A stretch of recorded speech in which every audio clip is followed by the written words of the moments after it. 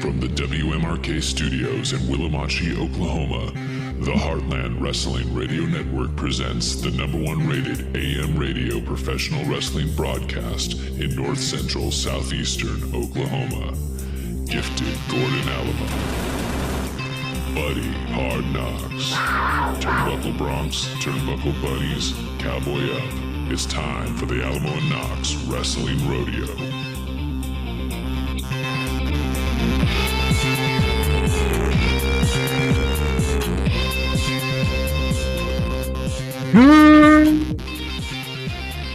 Good morning, Willamotchee. Everybody in the podcasting realm, welcome in. Strap yourselves in. Here we are. Strap yourselves on. Or strap yourselves on. It is the Alamo Knox Wrestling Radio right here on WMRK in Willamotchee, Oklahoma. And we are steamrolling through the week right here, buddy. And, oh, by the way, that's Buddy Hard Knocks sitting there, my tag team partner, as always, for the last, seems like forever. Seems like I'm wearing my kimono. It's very silky today. It looks very silky. It's my breakfast kimono. I have a different one that I wear during lunchtime for my PB&J. Oh, there you go. The one with the little grapes all over it. Roosters and grapes. That's my favorite type of kitchen decor you could possibly buy. It's really classy. You know, when you get the little bottle of wine with the straw thing on the bottom, it's like a bistro. It's like a bistro right in Willamotchee. Today, buddy, we have got a jam-packed hour for everybody on the podcasting realm. So if you are listening to us right now and you're in the podcasting realm, what you need to do is you need to stop what you're doing right now. You need to rate, review, and subscribe wherever you get your podcasting needs met. And that could be a variety of platforms, whether it's Spotify, whether it's Apple, wherever you're listening to us. Please, please, please rate, review us. That helps us get into the higher echelons. I mean, we're already gangbusting everywhere. Yeah, we're busting out all over, especially Belgium. And as the Ghostbusters song says, busting makes me feel good. It makes me feel good too. You know, when we plan our trip, we're planning a trip in 2025 to Belgium.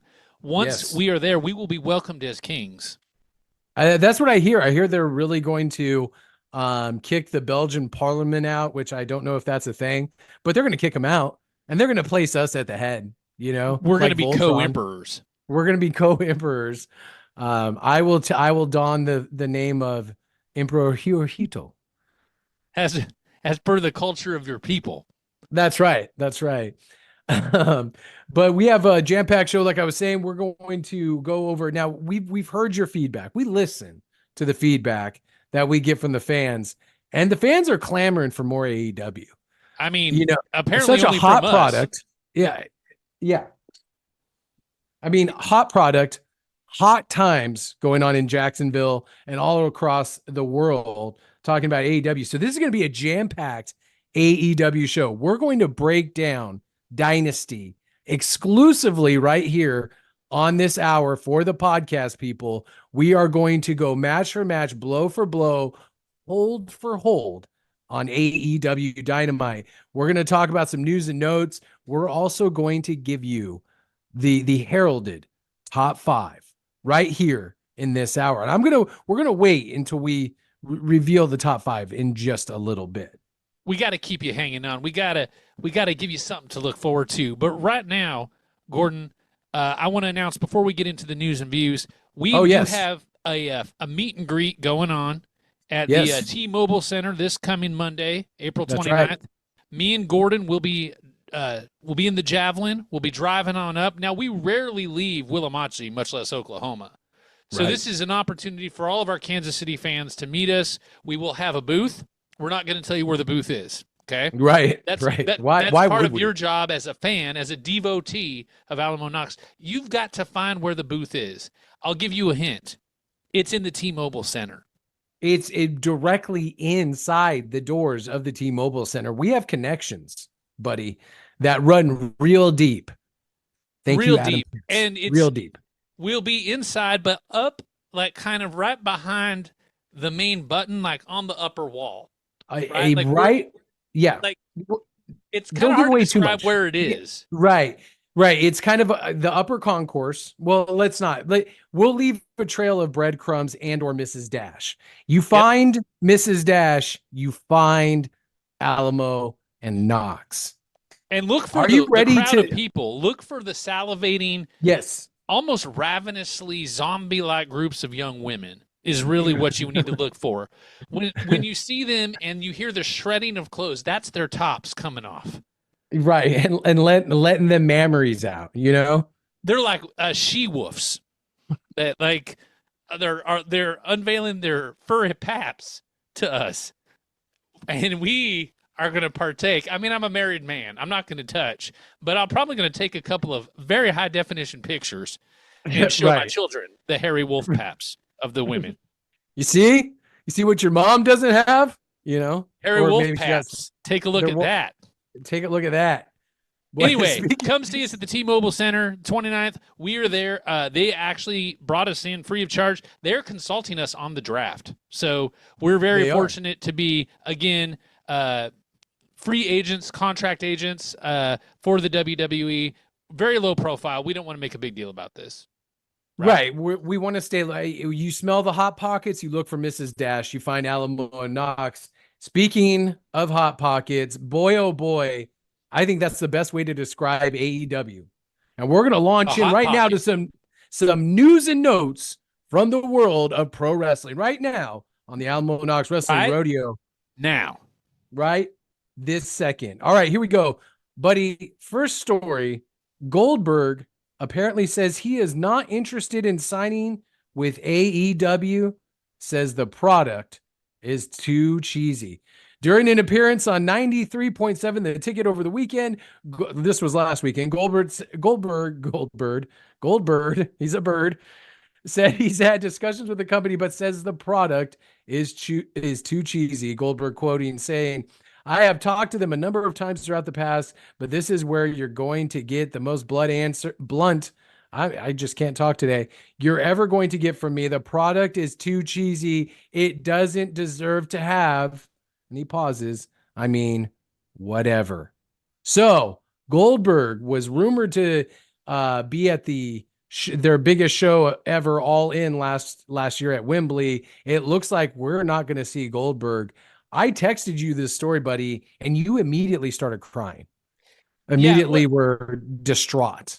Well, I mean, he is Oklahoma's favorite Jew, Bill Goldberg. Right. And, you know, we have a long history on the Alamo Knox Wrestling Rodeo with Mr. Goldberg. We just call him Billy. Oh. Big Billy. Big Billy, yep. You know, it would be really sad. I hate to disagree with him, but I don't know where he gets the idea that AEW is cheesy. First of all, because as we'll talk about a little bit later, I don't want to spoil anything. There was some real meat and potatoes, high velocity, hard hitting action on AEW. And so, you know, I don't know where he could possibly be getting that idea, but I am disappointed. However, maybe this can be a great transition that Tony Khan needs to get some other high profile people, like, for an example, the Honky Tonk Man.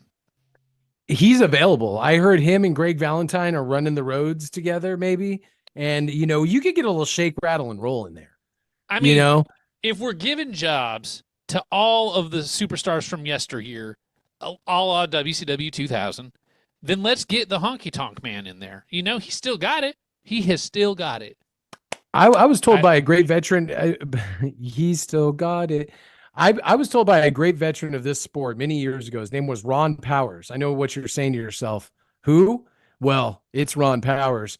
And Ron Powers told me one time, he said, Gordon, we need to pop this house. Cause we were, you know, backstage at a small indie show. And he goes, I'm going to go get my gear and pop this house. Right. You know what I mean? Mm-hmm. And that's the same thing old shake, rattle, and roll can do for your numbers, Tony. We know you listen.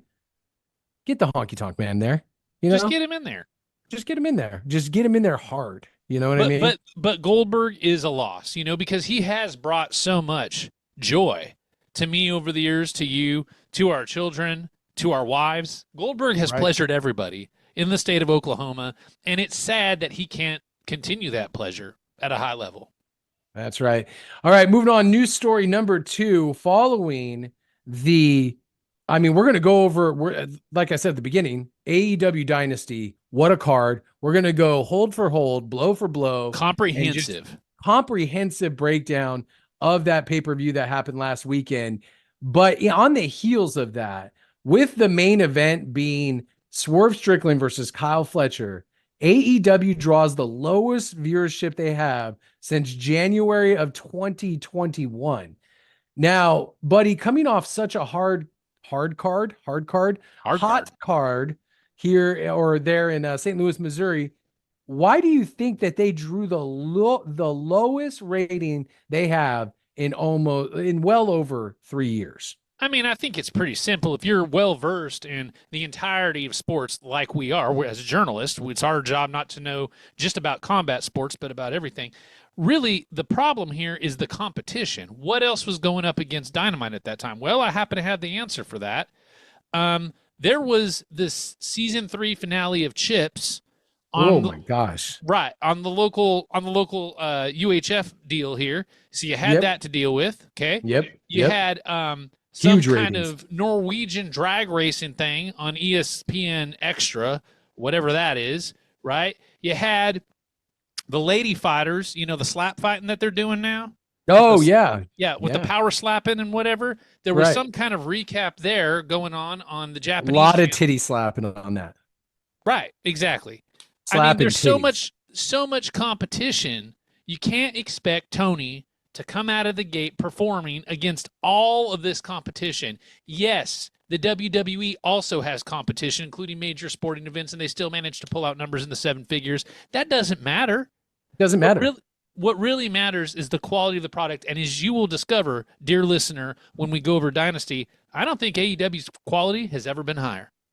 That's right. And also, it's hard to believe that this rating was so low, especially with our next news story. The final segment of AEW Dynamite was Tony Khan was viciously attacked by the Elite. Okada, I mean, when he came down to so Jack Perry, those of you that didn't watch it, because the numbers You're were like so the one high, person on the planet who did not. Right. The numbers were so high, everybody obviously saw this. So this is kind of a moot point going over it. But Jack Perry came and was talking to Tony Khan, saying, hey, let bygones be bygones. Let me back into the company. And here's the thing, buddy, I don't know if you saw this because it was so under the radar. It was such a minute detail. When he hugged Tony Khan, he put his head on his shoulder and he smiled right at the camera. I mean, it was as if you had to slow it down. You had to put it in literally -36 speed to see the smile come across his face as if something were going to happen. Then he took his microphone and jammed it into the ribs. Do I need to say this again? No, I mean, I just told my kids to leave the room. And Tony Khan went down like he got shot with a 12 gauge. I mean, the force of that blow from that massive man, Jack Perry, must have been so enormous. He just collapsed. He just and folded in on himself. Then the Elite come down and Okada looking vicious. I mean, it didn't even look like he knew where he was. That's how in tuned he was to the beating that was going to happen. It was Yakuza style. It was Yakuza style. So you think that they're going to calm down the situation, because I don't know if you've heard, they are EVPs. That's executive vice president. Oh, so is that what that stands for? That's right. And they were going to calm down the situation, or so it appeared. And then they picked him up and they drove his head so hard into the canvas with the TK driver that it was one of the most horrendous sneak attacks I've ever seen in my life, buddy. Well, I mean, I vomited and had an orgasm all at the same time, a feargasm. You know, I always thought up until this point that EVP stood for extra vaginal person. No, but no, that's not what it stands as. Executive vice president. Yes, I heard you called me when you were vomiting. You FaceTimed me. I wish I could have been there to hold your hair, Gordon, but I wasn't because I too was vomiting. So you FaceTime me, you're puking, I'm puking. We had never seen such brutality. And this is coming from a guy who had been ringside at BJW matches, all right? I've seen the gusset plates, okay? Right. I have seen the skewers. I've seen the piranha death matches. I have never seen an act of brutality like I saw the other night. I mean, there's families watching, Gordon. There's people with children. There's, we had reports all over Willamotchee of aged and infirm people dying of heart attacks from the shock. Like, I mean, where's the line? Where is the decency when a man like Tony Khan, a good man, a strong man, is deceived? And you're right. When Jack Perry gave that look, and it was like the Zapruder film, right? Like you had to back it up, back and to the left, back, and you just saw it real quick, and you saw that look of deceit because it was so subtle. Like everything else in AEW, it's just so subtle, right? Right. And you saw it, and my heart broke at that moment because I knew what was going to happen. And as a precursor, I think now's a good time, guys. We are going to unveil, because Gordon and I, through our unsheath through our complex post-traumatic stress disorder from sneak attacks that have gone on in the past, we are going to unveil the top 5 sneak attacks that have ever happened, guys. That's right. That's going to be our top 5 for today. So to wet your whistle a little bit there.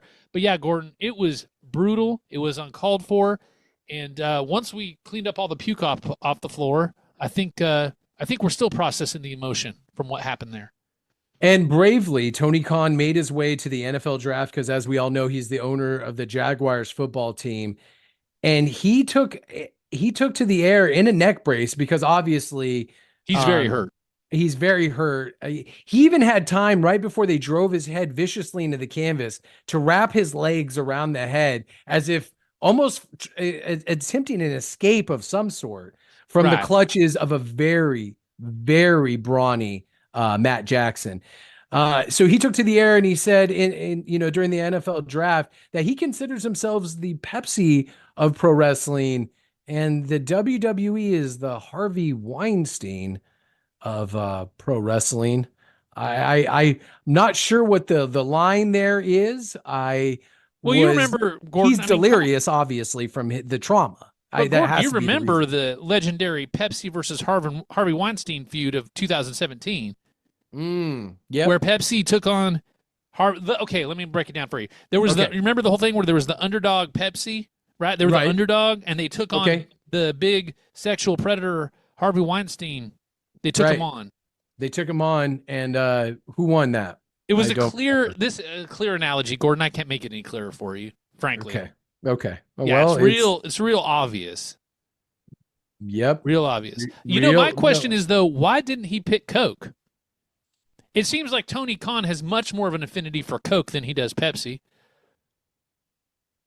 So why not just say, hey, Coke, it's Coke versus Harvey Weinstein, because we know he believes in the power of Coke. Obviously, he has such a work ethic and a schedule that just demands so much of him. He's always bright-eyed and bushy-tailed. He's ready to go. He loves that sweet, sweet nectar of Coke. But he didn't see that mic to the ribs coming, which I couldn't figure out. Yeah. You would think someone that's so hopped up on Coke would be able to at least maybe do a maneuver where he dodges the blow to the stomach. It just didn't make any sense. Regardless of that, we wish Tony Khan all the Coke, all the speedy recovery that he can muster in himself. His dad, Shere Khan, is going to be right at his side, roaring like a lion in the night. Old Shere Khan. He was worried. Did you see the worried look on his face? He was so worried. His son. That's his son. But anyways, that's a little bit of a titillating news and some tidbits from the world of pro wrestling. After this break, we are going to break down AEW Dynasty, the pay-per-view of the millennium. Oh my gosh, Gordon. I can't wait for this. I cannot wait. And we're going to break that down hold for hold, tit for tat, right here on the Alamo Knox Wrestling Rodeo. You are listening to WRMRK in Willamotchee, Oklahoma. We'll be right back.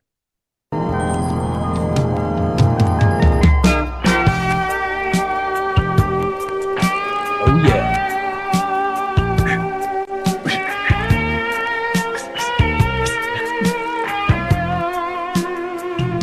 Welcome back to the Willamotchee Wrestling Rodeo, Buck Adams style, right here on WMRK in Willamotchee, Oklahoma.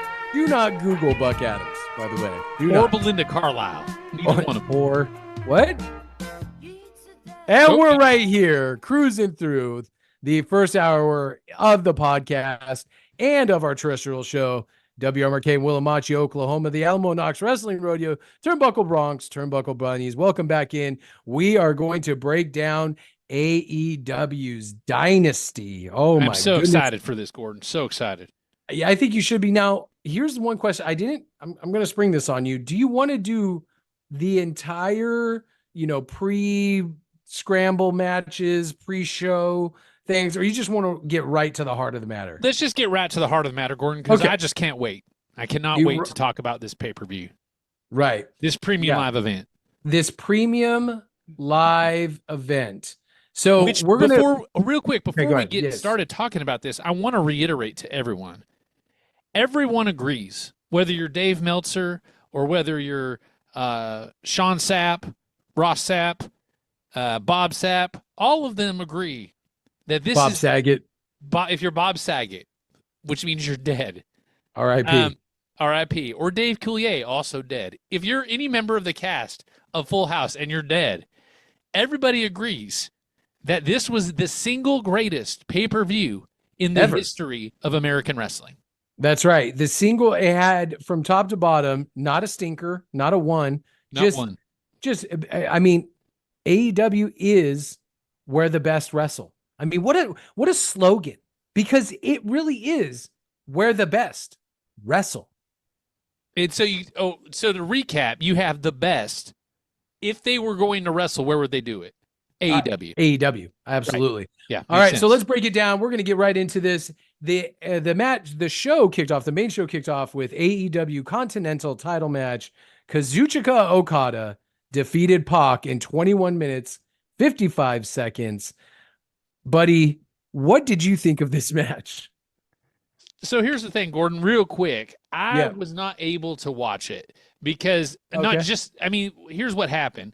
Joe Don, he was on his stool, right? And he was reaching up to get the Nilla wafers for the banana pudding, and he slipped on the stool, and the stool kicked out from underneath him, and it flipped, and the four legs of the stool were up, and he landed with his weenus, his little baby weenus, on one of the spiky things, and we had to take him to the hospital real quick. It was just a quick hospital trip.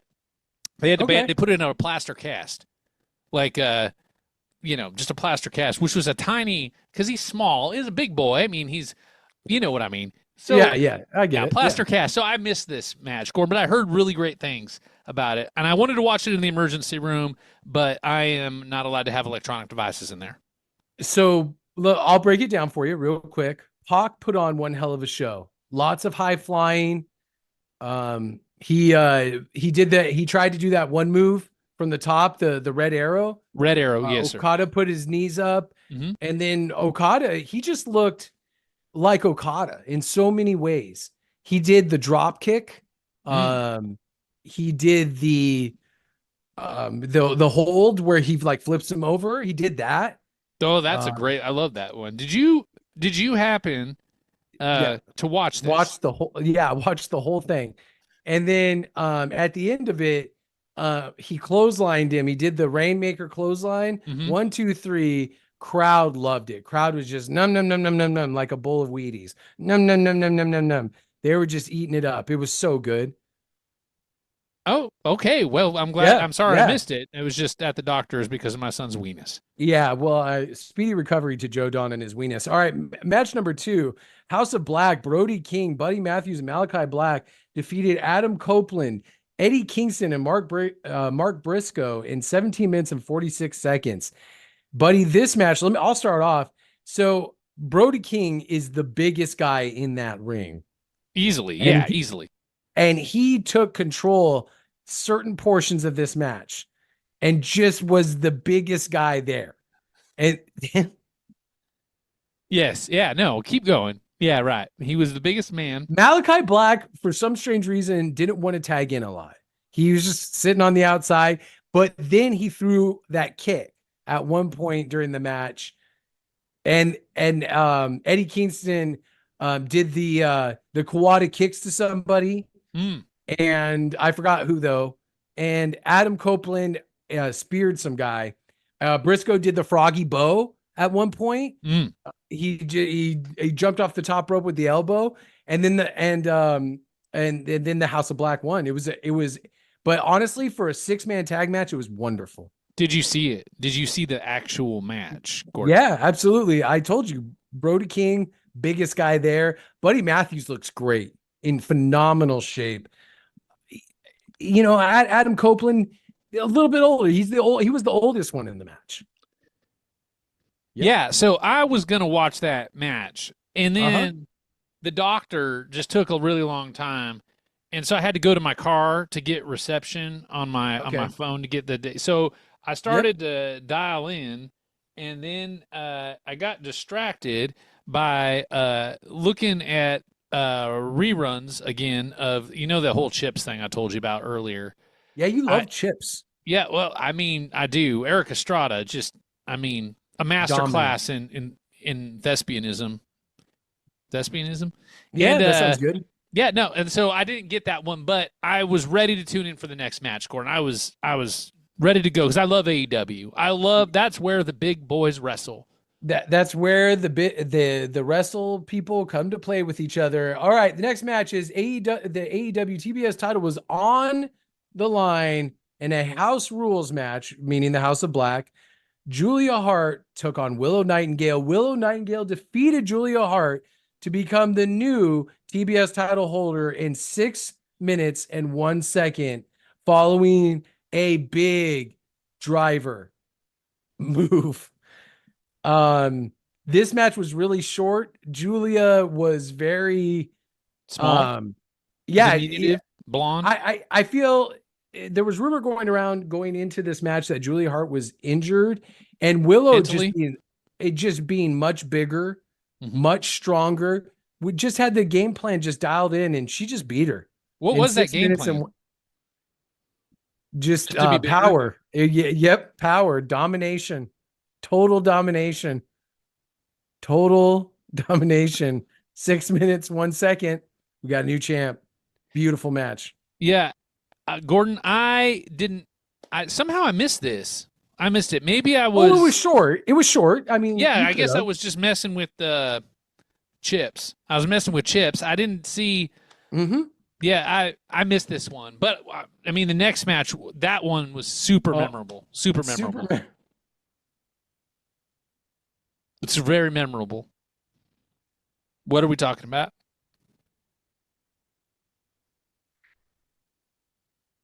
The next match was an AEW International title match. Roderick Strong defeated Kyle O'Reilly in 17 minutes and 18 seconds. Now, this match was a really good hold-for-hold wrestling match. I watched this match more than I watched any of the other ones up to this point, and I can actually tell you, hold for hold, this was the best match on the show so far. It was my favorite match. They really laid their stuff in. It was... it looked almost like an old school wrestling match. Kyle O'Reilly looked really good, actually, after a long layoff with his neck surgery. Roddy worked on the back the entire time. They call him the Messiah, the backbreaker, for a reason. Kyle O'Reilly was working over his arm and his shoulder the entire time. It was a hold for hold wrestling match. This match was actually really, really, really good. Roderick Strong picks up the win with the end of heartache. Backbreaker after a hard fought battle, but I don't think this is the last you're going to see of Kyle O'Reilly. Really good match. Solid. You know what was great about this match is that the story that went into it going in, right?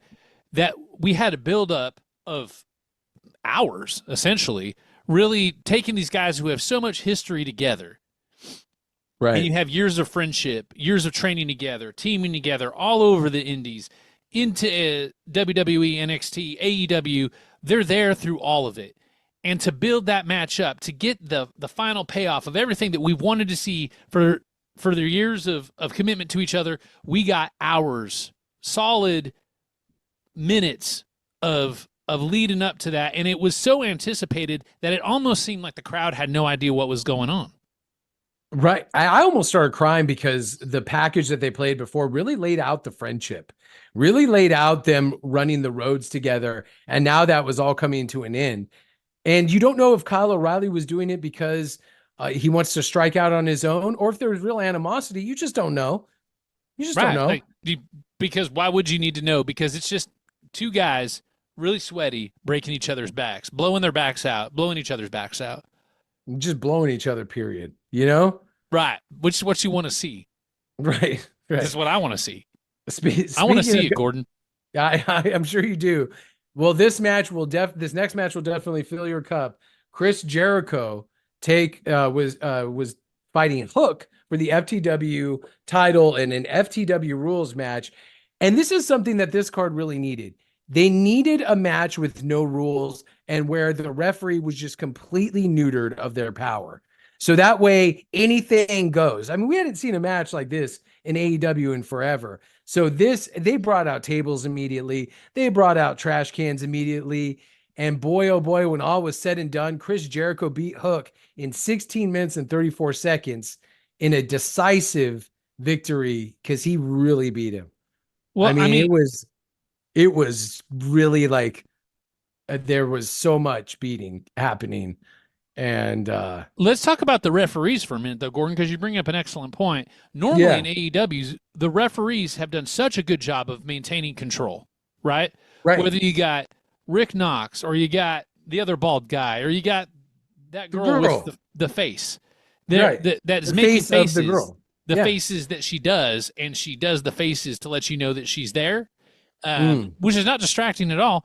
Like they have maintained such tight control, and it's usually, really to the nth degree of the rules, the regulations, especially in tag matches. That's really where they really shine as a group. But this match, Chris Jericho flaunting his authority, as what is he now, the learning tree?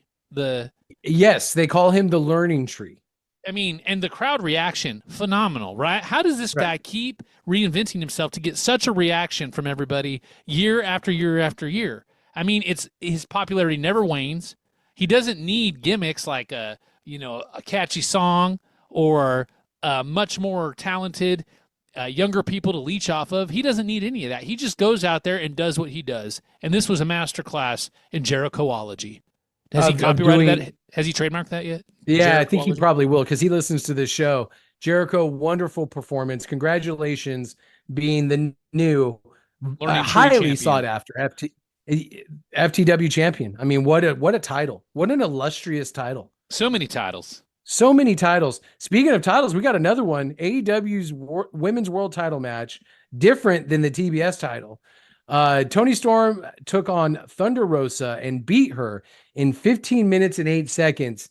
This match was so good. You had Thunder Rosa, really good. You had Toni Storm, Keister for days. Yeah. And put a tablecloth on it and serve yourself a little bit of a chiapino, like a little seafood stew with the crusty sourdough bread, and just eat it off of there. Yeah, and Thunder Rosa doesn't have a bad dumper herself, and it was the battle of the dumpers, and Toni Storm won. I think we all won there, Gordon. We all won so much that I don't think I have anything to add or really even describe about this match because we should just move on. We really should because it was so good. I don't want to sour the next match, which was Will Ospreay taking on Bryan Danielson, and he defeated Bryan Danielson in 32 minutes and 40 seconds. Now, this match was perhaps the best match that I've seen in a very, very long time. We talked about on our terrestrial show Will Ospreay's abilities and his last high-profile match against his own stablemate at their last pay-per-view was an incredible match. This match, though, buddy, I truly, truly believe it is one of the better matches that I've seen. There was so many points in the match where I felt like I was watching a completely different show. And this match it didn't need it didn't need the glitz and the glamour some of the other matches need, like the no disqualifications, all that kind of stuff. This was a very, very physical match, hard hitting. This reminded me of the best matches that I've seen in the 80s and the 90s. This was a fantastic match. The hype is really surrounding this match is true. This match is really good. I would say it was a damn near perfect match. What did you think of this match? I mean, I can't really add any more to what you said about it. I mean, everything that everybody has been saying about this match is true. It is one of the greatest matches ever in North America. What I really wanted to emphasize, though, Gordon, was I think what a great way to end the show, right? Like take the world title match, you kind of brush it aside, and you end the show with Ospreay and Danielson in their grudge match. That's the way to do it. That was a master stroke on Tony Khan's part. There's two more matches. Wait, what? There was two more matches. Did you turn it off? I mean, why would you? That doesn't make any sense, Gordon. Why would you put anything on after this? Yeah. I mean, it's almost cruel to make people go on after this. Right? Yeah, they did. They had two more matches, and there was two more matches. There was 45 minutes left in this pay-per-view after this match, just in those next two matches. I just automatically shut it off. Because you would think that's like, it's the pop shot. It's the champagne across the bow. It's the spider webs, on your elbows after you've done 10 years in prison for killing a transient. Yeah, right. Just to get an erection. That's all it takes anymore. And but those are the days before pornography. Like you just had to make your own porn. That's what we did. You had to get your jollies off somehow. So the next match was the AEW World Tag Team Title Tournament Final ladder match for the vacant titles. The Young Bucks, Matthew and Nicholas defeated FTR. This match was such a ladder match. There was they did this part where one of them was bleeding quite a bit, and one of the Young Bucks. No, they never bleed for some reason. It's weird. The other team always bleeds, and then they did the flipping thing, and then the ladder popped up, hit the guy in the face, and then the crowd was like, this is awesome, and then the Young Bucks did the driver, not the one that they did, and then Jack Perry came back, pushed the ladder over, and the Young Bucks got the titles. It was a high flying, circus-like match. It was just crazy. It was so crazy, buddy. It was so crazy. Thank you for recapping that for me, Gordon. I, at this point, was already asleep. I just came back home. I had Candy give me a deep tissue massage on my shins and buttocks. We go deep on the glutes on Saturday, nights. on Sundays. Sundays is glute day. Yeah, it's deep glute. She does a facial release on my glutes. Oh. And anyway, I was already asleep, and my prostate was wore out, if you know what I mean. Do you know what I mean? It was tired. You know that exhausted prostate feeling you get that's deep inside? It feels like somebody hollowed you out with a melon baller. That's kind of what I felt like. And I was having these really weird dreams, Gordon, like these really strange dreams of like Garfield, the cat. Uh-huh. We were on a pirate ship. Anyway. And you were eating lasagna together. I was asleep, Gordon. And then the last match was Swerve Strickland and Prince Nana versus the Samoa Joe title was changed hands. 17 minutes and 59 seconds. Swerve Strickland's your new champion. This match was an issue of title versus challenger. The challenger overcame the odds of the champion. What's that, Josh? We got to go to break. Okay, well, we'll review this last match, hour number 2 sometime. We're gonna go to break right now. And then when we come back, we've got some more news and notes right here on the Alamo Knox Wrestling Rodeo. You're listening to WRMRK in Willamotchee, Oklahoma. We'll be right back.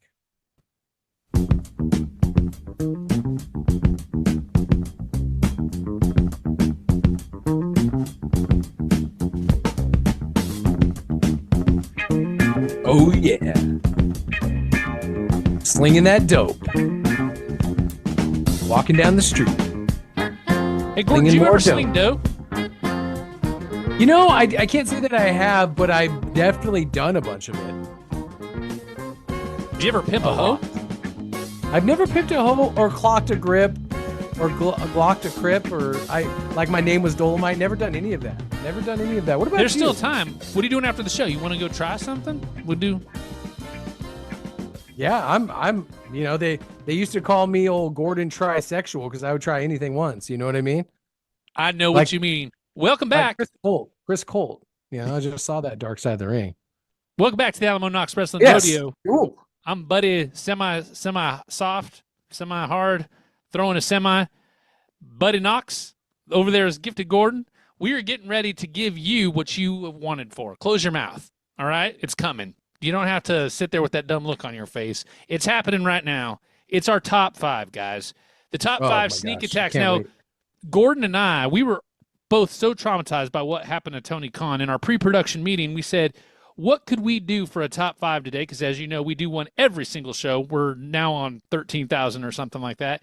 What could we do as our top 5? And then Gordon came up with the brilliant idea, what about the top 5 sneak attacks? And I said, great idea, Gordon. We're going to do the top 5 sneak attacks. You've been waiting for it.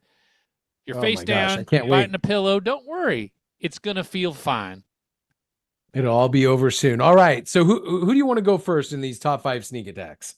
Why don't I go first? Okay. I would say my number 5 sneak attack is something that was pretty heartbreaking. Okay. And it was last year. Now, we were just doing the terrestrial radio thing. We didn't get to podcast this particular moment, but maybe we'll go back and be able to play it someday. I would like my top 5 was old age ambushing Ric Flair. That was my number 5. When he came out for his final match, Gordon, a part of me died that day. A part of me died, not just on the intro where he came out in the sweatpants and whatever, but then watching the actual match, it was a reminder how cruel time can be. And just watching it destroyed a little bit of my childhood, a little bit of what I love about professional wrestling, and it took something that I don't think I'll ever be able to get back. Not to bring us all down here, but it was really depressing, Gordon, and it kind of upset me. So that was my top 5 is the sneak attack of old age on Ric Flair. All right. Well, I like where you're going. I like where your head's at, but I didn't go that route. My number 5 was the squeal like a pig scene in Deliverance. Whoa. Yeah, that just what I mean. You want to talk about a sneak attack? There ain't nothing sneakier than getting a little backdoor surprise from someone you don't like. What about someone you do like? Well, I mean, that's not really a sneak attack. That's more like, whoops, clumsy intruder. You know what I mean? Yeah, the clumsy intruder game. Yeah, I get you. But that scene was I put all of my things on the top 5 are things that I would akin to the brutality that we saw on Wednesday night. So mine will kind of deviate outside of the realm of pro wrestling, because when you're the sport of kings like pro wrestling is, this attack transcended the sport of professional wrestling. This went into pop culture. I mean, it was on the NFL Network. This went all over major news outlets. This is a big deal. So I thought to myself, what's disturbed? What's the most disturbing things you can think of sneak attack wise? And so I came up with the Deliverance scene. Real bad.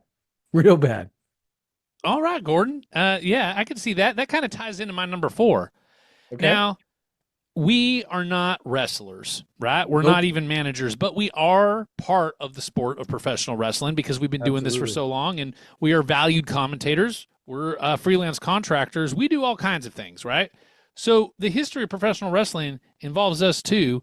The number 4 moment, I think, sneak attack wise for me, was when I accidentally got my wife pregnant. Now, see, I wanted, again, you kind of alluded to it in the last comment on yours. Horrifying.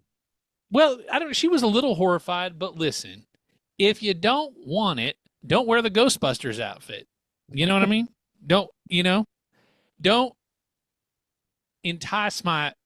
arouse my manly, make a frothy potion out of my urges if you don't want a baby, right? Right. If you don't want to, because I'm not wearing a condom, Gordon. I'm not going to do it, right? Like, because that desensitizes, and maybe this is TMI, but you know, the man boys need to hear this too. It desensitizes. It's like playing piano with your mittens on, right? And if you want me to play a symphony a la Mozart, okay, I can't have the mittens on. All right, I need to be able to tickle the ivories, proverbially speaking, without any impedance whatsoever. Right. The risk of such a performance is that you're going to get a baby, and you did this. You enticed me, and now you got a baby. And what are we going to do about it? I'm going to throw it in you. You're going to. I mean, I'm not going to throw it in you, but that's probably what you said to her. Is I'm going to throw it in you. I didn't even say anything to her. I came up stalker like, and I grunted in her ear. She kind of likes that. I just came up and went, like a rutting beast. That's what I did. I had antlers on my head. That's probably way too much information for you, but that's my number 4. Yeah. The birth of our precious little God-given precious moments angel, Cabela, number 4. Cabela. Oh, what a little angel she is. Speaking of angels, she's still nonverbal. Yeah, I don't know about that, man. I mean, you got to stop breastfeeding. Here, Candy has to stop breastfeeding her. She's 7 years old. I mean, listen, it's an on-demand gentle parenting thing. Okay. Right? Okay, gentle parenting. Yeah, that works. That works. Doesn't develop any weird attachment issues or anything. That's great. It's really good. We're doing fine over here. Anyway, Gordon. All right, my number 4 happened in 1982. Unbeknownst to this situation or this person, 1982 was one of the great years of our lives, of our sport, and of pop culture in general. And one day, this person developed a little bit of I just don't feel right. A what now? This person developed a sense, a feeling of just not feeling right. Like something was sneaking up on him. And that sneakiness, that sneaking up on this person was AIDS and Freddie Mercury. What a sneak attack. How could have anybody ever predicted that Freddie Mercury would have gotten AIDS and died from it years later? I mean, what a horrible, horrible sneak attack. Everyone thinks like, oh, Pearl Harbor, that's one hell of a sneak attack. Well, you know what? So was AIDS on a lot of gay dudes, and especially Freddie Mercury. Yes, Gordon, that was an unfortunate sneak attack. I mean, right? Wouldn't you be like, oh, yeah, like this bathhouse is great. Like, oh, put who's inside me? And then all of a sudden you're like, oh, I don't feel so good. Cough, cough, cough, dead. Like, that's a horrible sneak attack. That's quite a summary. AIDS just snuck up on everybody. Didn't see it coming. Wasn't that like the monkeypox? Like nobody. Yeah. I mean, monkeypox. I mean, but this was AIDS. You know, a lot more serious. Killed a lot more gay people. My number 4, Gordon, or number 3. What number are we on? We're number 3. My number 3, Gordon. I actually have an audio sample of this. Oh wow. Okay. Okay. Would you like to listen to this with me? Yeah, absolutely. All right, here we go. This is my number 3. Get ready for what that stupid little you have to face. Cause it's time to meet the real superstar in WWF. I'm gonna beat you, and no one gonna come say you're sorry. Do you know who that is, Gordon? Yes, I do. That is the audio of the Yeti speaking. That is not. That is actually noted professional wrestler Ahmed Johnson. Okay. Ahmed Johnson. And my number 3, Gordon, was Ahmed Johnson being ambushed by the English language. He had no idea what was expected, what was coming, how to make it happen, but he had the courage to try anyway. No one understood anything, not one thing coming out of that man's mouth the entire time he was wrestling. All we knew is that he was angry. That's all we knew. But we didn't know. And not even J.R.R. Tolkien, noted linguist, author, could have taken the grunts and whistles and barks that came out of that man's throat and made something coherent out of it. But he tried. It just wasn't enough. And he was eventually defeated and succumbed to the English language, Gordon. And that That is my number 3. What a travesty. What tragedy. I mean, if the listener will notice, everything we've noted on our list so far are just running parallel with the horrific attack on Tony Khan. This is all just a wash, right? Because what we saw on Wednesday was just absolute insanity and brutality. He was wearing a neck brace. I mean, we talked about it. He was wearing a neck brace. Was he wearing a neck brace? It was a neck brace. All right. My number 3, I would like, or excuse me, my number 2, I'd like to do a little role play if you don't mind. This is my number 3. This is my number 3. You're number 3. You went first. This is my number 3. Okay. Trust me. All right. So I'm going to set the scene for this because it's so horrific. So this is just going to be a little bit of ad lib. You are going to. What am I going to do? I'm ready, Gordon. I'm waiting. All right. I mean, we're not going to have scripts or anything. Okay. You are going to play Lady X and just kind of feel where I'm going with this. And my name I'll be Man X, you're Lady X, okay? And it's a crisp fall night. Here we go. You ready? I'm ready. Let's go. Okay. Oh, I'm walking up to this door of my good dear friend. I'm knocking on your door. Go ahead. Hello, it's me. I'm your good dear friend, Lady X. Please, enter. Hi. Entrez-vous. I noticed that you left your glasses behind at the Dollar Tree. I'm sorry about that. I used them to read my oxycodone prescriptions. I'm sorry. I was a little overtaken by this beautiful fall night. No, you left your glasses at the restaurant where you just were a few minutes ago, and I was here to return them to you. Oh, I was there picking up my oxycodone prescription. I'm so sorry. I use it to read the forged prescription that I used to get my oxycodone in the restaurant from the chef. Well, I just wanted to give you these glasses back. Oh, man, look, it's O.J. Simpson. Stab, stab, stab, stab, stab, stab. Stab, stab, stab. So that is not where I thought we were going with that, Gordon. I was just in my head. It was like a Regal Beagle, like Three's Company type situation. And I'm no. So a debutante trying to get her oxycodone, and you took it in a completely different direction. So that night I'm obviously referring to is the night O.J. Simpson butchered his ex-wife and Ron Goldman.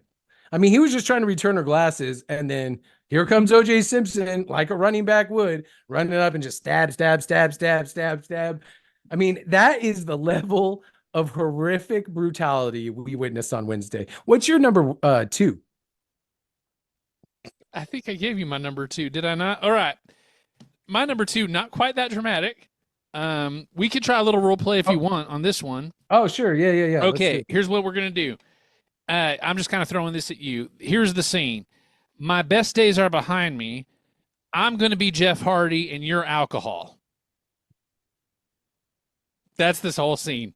Come here, you. I'm going to drink you and mess up my entire career and also get my fat brother in trouble. Gulp, gulp, gulp. Jeff Hardy ambushed by alcohol. There's my number 2, Gordon. I'm having a real hard time after the O.J. Simpson thing. All right. My number 2 is it's a crisp fall day. Another one. Not like the last one. It's a crisp fall day. I'm cruising on the streets. You're cruising. I'm setting the scene. Horrific tragedy. Am I role playing this with you? No. I'm just setting the scene. Okay. No, I'm just setting the scene. You know, it's like, oh man, I really, really love fall in New York at this time of the year, in the year 2001. This is great. There is nothing that could go wrong right now on September 11th. Boom! Oh my God, what a sneak attack. Those planes just flew into the building. They flew into the building and now they're falling on us, ruining our lives. 9/11, number 2. I mean, the level of horror that gripped America, still grips America to this day. Same thing as we saw Wednesday night. Never forget 9/11. never forget Tony Khan getting the TK driver. Done. I'm done. Never forget. Did you forget? How could I forget, Gordon? I remember where I was on that day like it was yesterday. I'll tell you who wasn't there. Huh. My number one, Gordon. Okay. Not quite as dramatic maybe as yours. Boom! But it's still really, she snuck up on all of us. She stole our hearts, and she AIDS. absolutely, not Lady AIDS. No. Okay. She absolutely destroyed AEW's ratings. We're talking about Mercedes Banks, Gordon. Oh my gosh. My number one sneak attack on those ratings never saw it. They never saw the ratings never saw it coming, and neither did Tony Khan's pocketbook, frankly. She did a double whammy. She took millions of dollars from him and millions of viewers away from AEW simultaneously. Number one, Mercedes Monet Banks, Sasha Monet Banks. Number one, destroying everything that is sacred about AEW. Number one. Forever. Wow. Don't forget. Never forget. How could I top that? I'm sure you're going to find a way, Gordon. What do you mean? Stab. No, please go. Well, so I've named a lot of horrific things, admittedly, Yes. I because I don't think you understand. I really want to drive home the fact that how traumatized I was by this attack on Wednesday night. So my number one is when the Four Horsemen attacked Dusty Rhodes in the parking lot and broke his arm. Yes, that's horrible. So I thought you were going to go with the whole Charles Manson cutting the fetus out of Sharon Tate thing, but I guess not. No, because this is worse. Yeah, he did look pregnant, though. He did, and this is assault outside of the wrestling ring, which is never allowed. So I mentioned the horrific details of 9/11, the stabbing of Nicole Brown Simpson and Ron Goldman. And I've talked about Freddie Mercury getting AIDS. I've talked about, the violent rape scene in Deliverance. And then you put Dusty getting attacked by the Four Horsemen. I mean, that's just breaking all the rules. I mean, it broke all of the rules. It broke all. And they broke his arm in a parking lot. It's just what kind of monster does that? Right. It was the lowest form of humanity I've ever seen in my entire life. And I put some monsters on my list. I mean, remember 9/11, or did you forget? No, Gordon, I can never forget. It's painted on my heart.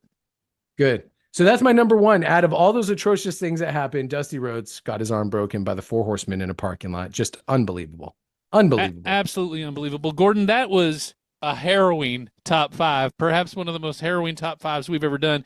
When we come back, Gordon, it's going to be that we're already past the top of the hour. We got to get to some traffic. We got to get to some school closures from the monsoons that just hit. We got to do all of that. When we come back, Gordon, we are going to review hour number 2, perhaps go more in depth with AEW stuff, maybe go into some GCW. Hey, maybe put on our full body suits and talk about the Marigold Action Dreamstar fighting thing they're doing over in Japan. We don't know what's going to happen. We're going to do something. When we come back on the next segment of the Alamo Knox Wrestling Rodeo, you're listening to WMRK. Never forget.